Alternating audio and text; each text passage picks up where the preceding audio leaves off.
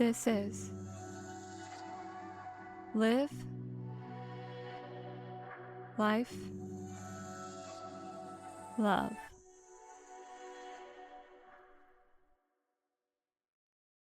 Hello, and welcome to the Live Life Love podcast. Here we're all about living a life you love and living your life full of love. So today I'm going to be talking about how AI, people are treating it not only as a tool, but a replacement for real human beings and real human jobs, and how we are trying to use AI as like a substitution for people's jobs. And with this new technology that is AI, we should really be focused on how we want to use it and what we want to use it for and what kinds of things we want to protect as the use of AI becomes more and more widespread. So I am making this episode at the end of 2025. Right now, the job market is not great. Is some of this due to AI? Possibly. I know especially in the tech sector, most companies are not hiring and they are firing their workers at a very high rate. When AI did first come out, there was a lot of hiring that happened or firing that happened as people thought that AI would kind of make people more efficient or make companies not have to have as many employees. But those companies that initially fired so many workers ended up hiring them back because AI ultimately is not a clean substitution for humans and human thought. I think tech jobs and coding jobs in general are very threatened by AI because AI can code. It can code fairly well. There are some things it's not so good at that you still need people for, but it's all a little bit concerning is ultimately what I'm getting at here. Now, the other thing that is starting to become more prevalent is the AI slop. So, there's AI, what I'm calling content, AI writing and graphics and videos and music, because ultimately AI can make all those things faster than real human beings. But is it better than actual human beings? I would argue no, especially for like creative things, very like human centric things. Why do we want a machine in there? We don't. I mean, I will say like for helping a person, increase their own efficiency of things that they would be doing by themselves otherwise, I think AI can be a great tool. But if you're just having AI like pump out like fake stories or pictures, videos, I don't know. I don't think music is like too prevalent right now, but I could definitely see it getting that way. And if you're just pumping that out just to make this stuff faster and try to make a profit, I don't think anybody actually wants that. I don't think anybody wants the art that we consume to be AI generated. I think people want to consume things from other people, especially where, there is heart, there is love that goes into these things where there's like a person. We should not be having AI go in there and replace those people. AI is a tool that should be like used to automate work streams or help generate ideas or help answer questions quickly or, that kind of stuff. It shouldn't replace humans. That is ultimately today's message. I mean, I personally would way rather read a crappy book written by a human than a moderate book written by AI, because at least with the crappy book, like somebody had a dream. Somebody had a dream, they had a story on their heart, and they went out and did that and wrote that book. But AI, I guess there was a person who said, like, AI, write this book based on an idea that they had. But there's something beautiful in craft and creation, and I don't think we should give that up as AI becomes more and more popular. Now, I am also an audiobook narrator. I am currently working on my first audiobook, and audiobooks are very much a space where AI is, maybe replacing some narrators, but the AI, it just lacks that human element. It's very surreal, you don't really want to listen to an audiobook narrated by AI. Like, you want the emotion, the depth that an actual human being brings. So, like, if you are trying to, like, create things or you have an idea, I beg you, like, part of life, part of the journey of life is to organically create things and not have AI do it for you. They can help you, but don't have them do it all for you. I think a career that is especially hard, and I don't know what I think about it, is that AI is so good at graphic design. I think in general, though, graphic design has kind of become more accessible to the everyday human with websites like Canva, where people can create things. And so, I feel super bad if people are graphic designers, because that skill, that is definitely something that people are looking to replace AI with. And I mean, graphic design, is it art? That's something I cannot answer, but at least it keeps some artists employed. So that is one area that I haven't quite decided how I feel or what to do about with AI and AI helping there or AI creating stuff there. But I definitely think graphic design is a career that is very much might end up going away. So I do not recommend pursuing it if it is something you are interested in it. You might be like, Eliza, you're complaining about all this stuff, but what can I do? If you see AI slop, and sometimes it is hard to spot, like, don't support that. Don't give money to companies who are just spitting out all this AI slop. Don't buy AI slop books or, spend all your time watching AI videos. Try to focus more on human videos and human written books. And so we as individuals have the power ultimately to make change happen when we band together, and especially in this new era.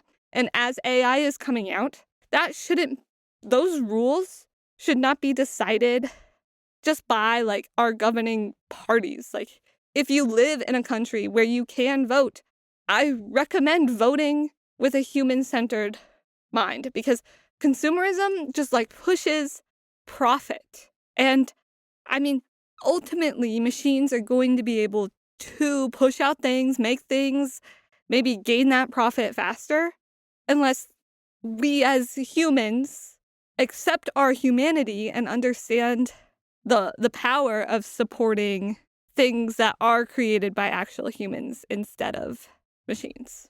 So I've kind of boiled this down to 3 main things that AI should not do. Number 1 is replace jobs that I consider dream jobs, creative jobs, human-centric jobs, the jobs that people, they strive to do, they want to do, the things that really bring them joy in life. We shouldn't replace that with AI, and we should work to protect those jobs from AI involvement. The second one is decreasing high-paying jobs, essentially making, human work less valuable in the name of profit. And so these are mostly in the tech sphere. Think of software engineers. And this is hard because this is going to be harder to an area to protect. If you are a software engineer, I would recommend leaning in on skills or taking some time to learn some skills that AI cannot do, like learn machine learning, aka AI. I hope that we will not have the AI create more AI, because that is a little insane. Also, AI cannot do quantum or write quantum code right now for quantum computing. If you know anything about that, it's a little bit of a wash, I would say, on whether it's actually viable and going to create solutions to problems that are faster than what AI can do. But leaning in on your quantum computing skills might be good, as AI kind of replaces some of the more general software engineering skills. And the third thing that AI should not do is take away too much human interaction. We already live in such a lonely world. we don't need to make that worse. So AI is created by humans, so we should have the final say in what tasks it replaces for us. It should do the work that we hate, the backbreaking, annoying work. And honestly, slow, like humans doing things slow, is not bad because we are learning.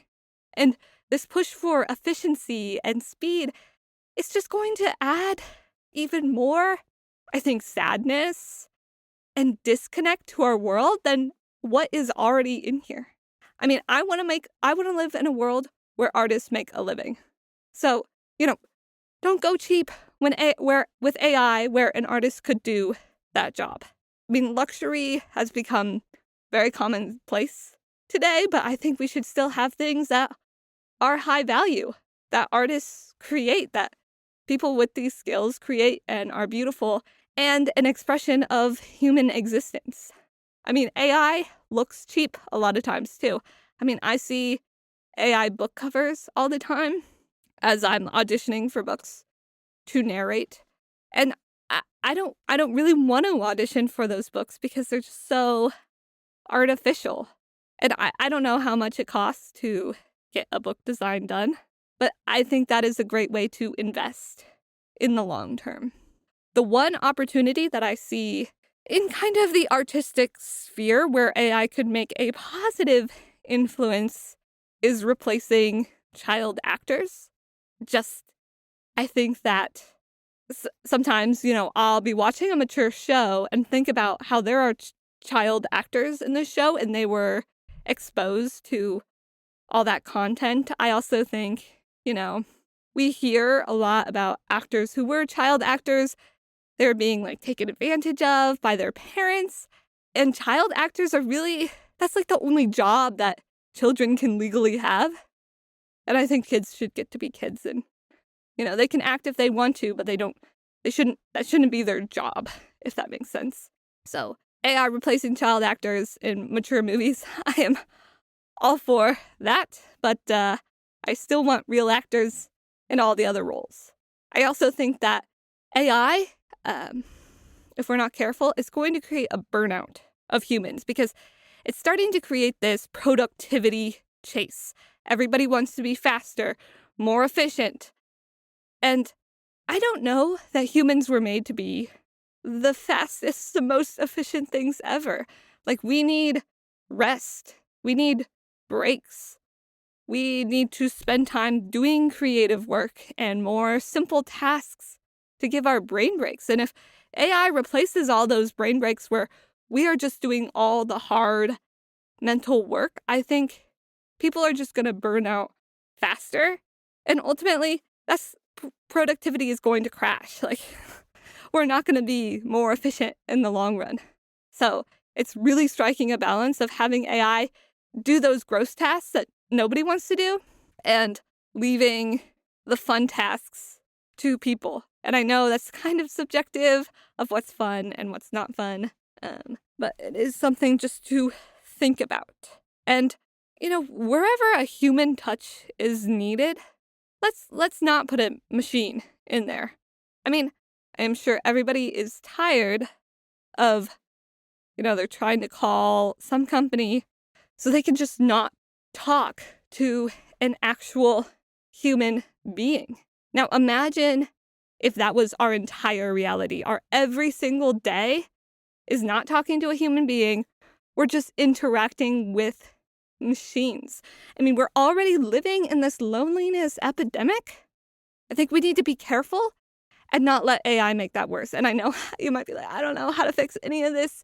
It's really about, ultimately, there are going to be laws and regulations that hopefully people will get to vote on. And when that time comes, that is when you will have your moment, hopefully. And if not, I don't know. We'll figure it out then. I mean, I don't know if you guys seen in the news recently, but there is a very sad story about a young man who was talking to AI because he was depressed and feeling very lonely, and that AI encouraged him to take his own life. And I think that will just become worse and worse unless we really do something about it and put in the regulations that we need here. I think we're moving very fast towards AI, we need to take a step back and be like, where do we still need humans? And ultimately, I believe that a whole counterculture movement is needed in today's day and age. Everyone is becoming so isolated, and I'm starting to see counterculture pop up, but culture is so technology-centric and individualistic that we need something that's more community-oriented. People crave community and closeness with other human beings. We need to treat technology like what it is, which is a tool and not a replacement for anything else in our life. And AI, like, if they're going to make things cheaper for companies, maybe we should get more time back as human beings to spend times with each other and our families and get back community from AI instead of letting it take over our lives. And this podcast, this is me creating counterculture. This is me helping people to figure out, how do I navigate technology and live like a life that I am happy about and proud of? How do I make informed decisions? And I want to pull people out of wherever they are stuck in so that we can all build a better tomorrow. And ultimately, it starts with every single person. And ultimately, I want to build a community with this podcast. And I'm really in the early stages right now. I'm trying to grow, but it is not the easiest to break into a such content-heavy world. How do you stand out? And I really want to build something genuine here. So this is a little bit of a call to action here, but I would so appreciate your help in sharing this podcast as the homework activity this week. And I'm not trying to scare you. I'm not even trying to sell anything here. I just want people to hear and improve their lives and start thinking about what's going on in the world and thinking about how they fit into that world and how they can start making a difference. Share this podcast, word of mouth. You can share it on Instagram too. I have an Instagram. It's called Live Life Love Pod. So look it up. Please follow. And, still working on my search engine optimization, but because the podcast is still very early, it is hard to find on Google, but you can type in my website's name directly and you will find it. The website is livelifelovepodcast.com. So please go out, share the word, and help me build my community and my dream here so that we can start creating a human-centric world and society that we can all be proud of. That is ultimately my goal, where there will never be utopia, but we can start moving towards it, and that is what is most important. But thank you for being here today. Thank you so much for listening to the Live Life Love podcast. As always, please share this episode with your friends and family. Follow the podcast on Instagram at Live Life Love Pod or visit the website livelifelovepodcast.com. You can find past episodes wherever you like to listen, and new episodes come out every Tuesday. Have a great day.